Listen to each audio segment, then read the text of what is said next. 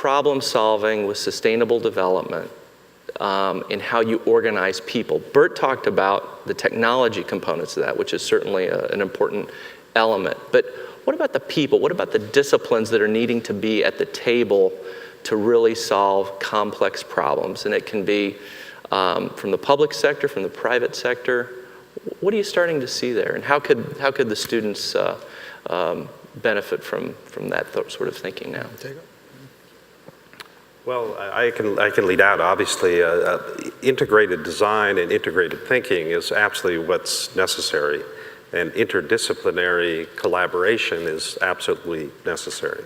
So in the old days of the silos would not really know what the other silo was doing, and the waste associated with that kind of thinking is just too tremendous. Mm-hmm. So looking at collaborative approaches is really important. And that can be public-private collaboration, as we see throughout America, how important that is to try to optimize things in partnerships. But also in creating anything anymore, you really need to have the understanding of the cost, real-time cost understanding, real-time impact of carbon or energy or water. And you need to have the team at the table working collaboratively together in an integrated fashion all the way through. So the handoff over the fence to the mechanical engineer just doesn't work anymore. Yeah, it's not following that linear process anymore. It's really kind of more of an iterative type of process. As far as people go, I mean, I think that they want to take ownership. I mean, our team wanted to take ownership of creating something different for the market. And one of the things I want to make a comment about is that this downturn has created more enthusiasm in all the consultants that we deal with. I mean, 5 years ago, our consultants in Florida were designing condominiums and they couldn't answer the phone, and they were doing all this stuff. Colorado doing high-end homes. If you have a project right now, you can get the most enthusiastic group that you've ever worked with. And they are— Is that any project? Almost any project. And they are more willing to adopt new technologies or new methods. And you tell them, hey, we're all going to hold hands and do this up front integratively. Great. Say just, right on. Just put me in, coach. So I think that that's been a healthy change. Yeah, I agree. BIM modeling really allows a lot of collaboration. You have to go through it a few times to be good at it, but on your first quote as to where we're going, the only thing I wanted to add is, it seems to me in terms of the mentality of development and investment, the hurdle that we have to get over is, are we short-term oriented or long-term oriented? If a government's going to bid something out, upfront, lowest price for the specs, that's a totally different perspective than life cycle costing. And anything that we can do to have a longer-term view is going to move us in the direction of being more sustainable. Great. Go ahead, Harriet. A lot of this is really demand-driven. And one of the things that's enormously accelerating the pace of change in Washington is the big influx of smart young people. We have the deepest Twitter and Facebook penetration on the planet in our region. And it makes a big difference. I mean, you would not believe the turnout I get at key zoning commission hearings, because if it's an important issue, we recently got rid of our parking minimums, and all kinds of people turned out to say they moved to Washington, they don't have a car, they think it's great for people who do, but they don't want to pay for it. They don't want their money to go to subsidize car ownership, and they want it to be separate as much as possible. They'd love to be able to get a condo that didn't include parking. Parking is optional. An apartment where the parking wasn't included, so they don't have to pay for it if they're not going to use it. And the pace of change, is only going to accelerate. But using those tools to help to make manifest, what people are interested in, and to increase their appetite for it. Because the more of it you do, I think the more enthusiasm people have. And I would just say, even if you're studying real estate, you have to know something about transportation.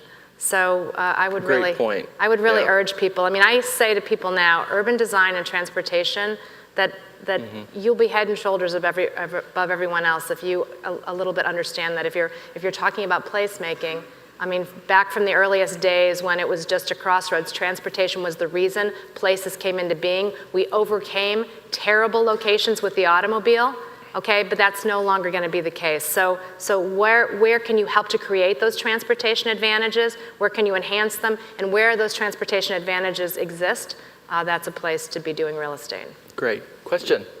Bert, you had mentioned Denmark as an example, and one of the reasons that country is so successful is they use waste-to-energy technology, and oftentimes you find that technology, which may seem like it makes a lot of sense, is quite controversial. I was wondering if specifically if you've had any experience with waste-to-energy, if you've seen it implemented anywhere in the United States, and as well as if there's any other examples of controversial technology or material usage that has been used in your experience. Well, it's a very good question because the waste-to-energy discussion is a highly controversial, meaning that the controversy is really about you shouldn't have the waste in the first place, ultimately.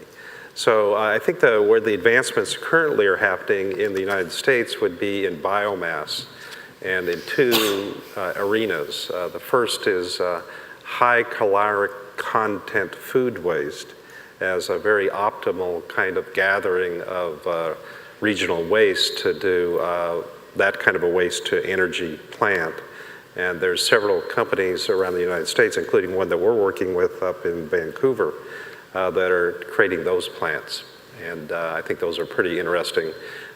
Is in most cases, many of these energy plants, unfortunately, are located in exactly the wrong location, which means they're located away from the urban center where the heat waste cannot be captured.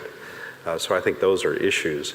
The other big movement, of course, is in biomass, and biomass in appropriate settings or appropriate type of biomass, typically secondary wood chips or some other strategy that can be put into the city. In fact, in Seattle, the steam plant recently converted from a natural gas plant to a wood chip biomass-based plant. And it's a block from our office, and its stack is 20 feet from a high-rise condominium, and we have a deal with them we can take the waste heat off their stack and move that over to our building so we can get rid of the natural gas in our building. So I think those are the two most promising things. As it relates to the European model, or Sweden, for instance, is they're really trying to eliminate waste, and so they're extracting as much of the recycled, as much of the stock out of that stream until it's really the last elements that they just cannot recapture in some way, and that's what goes to the waste. So if you're going to do a waste-to-energy strategy, I think you want to follow that stream and get rid of stuff out of it as much as possible. I'm wondering, this is a question for anyone on the panel who'd like to answer. It's a either or, past or future. Is there a past project, either a building or a large-scale development, that you think was particularly innovative? And either that, or what is the next big thing that you think is coming down the pike that you think is particularly innovative and going to sort of be a game changer? We're at the stage of the learning curve where it's very steep. So I would say that there's some profound lesson learned from almost every project that we've been involved in that's really changed the trajectory of what happened next. I mean, I live in a neighborhood called Columbia Heights that was in a period of just 10 years went from kind of bombed out, burned out from the 1960s, very terrible condition to one of the most bustling and popular neighborhoods in the city. But so that's a great success story, and I could talk to you about that. But one of the great lessons we learned was we overparked it to a huge degree, and that ended up changing our entire regulatory scheme for parking in like 4 or 5 different dimensions, even as we continue to pay those bonds on that parking garage. Yeah, Harriet and I first met about 16 years ago in a project I was working on in Grayslake, Illinois. That was really sort of the first generation of what I'll call conservation communities. So, that was something that became an incremental building block to developments that were to follow. It was called Prairie Crossing. So I think we all have. Norm, you had one you wanted to add. I agree with Harriet. There's hundreds of examples, and they're little teeny things in buildings, and they're little features and practices. And every time you see something you think is the state of the art, it's eclipsed by something else at this stage. But as an example, you go to Greenbuild last year, and you see little water-generated recharged batteries that run the automatic flush toilet systems. And all of a sudden you realize the big problem with them is that they're battery driven, people have to change them, it's labor, and they stop working. And someone comes along and says, we just take the water flow that goes through there. We have a little generator, recharges the battery, and it lasts for 20 years. And you say, wow, that eclipses the last thing. So you multiply that by 100 other features, and I think that we're seeing that over and over again. And of course, that's one of the reasons we're not sure when to jump in on something either sometimes. Right. But there's hundreds of examples of those. Lots of good buildings, and You know, USGBC has a lot of great information on their site. I'll make a plug for the Urban Land Institute as well, which really, encompasses a much larger kind of view of development. I'd say there's incredible innovation happening all across the United States, and it's just unbelievable how fast it's happening. And it's happening differentially in each location because the issues associated with that individual location are different. And so the pressures are different, the outcomes, the results become much different and very unique. But there are some common lessons throughout all those. As a real estate professional, I think the important thing to be looking at are innovative finance and governance models. And so the issues that as designers or developers that we're faced with are oftentimes tied to the issue of the 5-year payback. And so some creative things are starting to happen to try to figure out how do we overcome that particular issue. And I'd concentrate on finding innovation in those areas.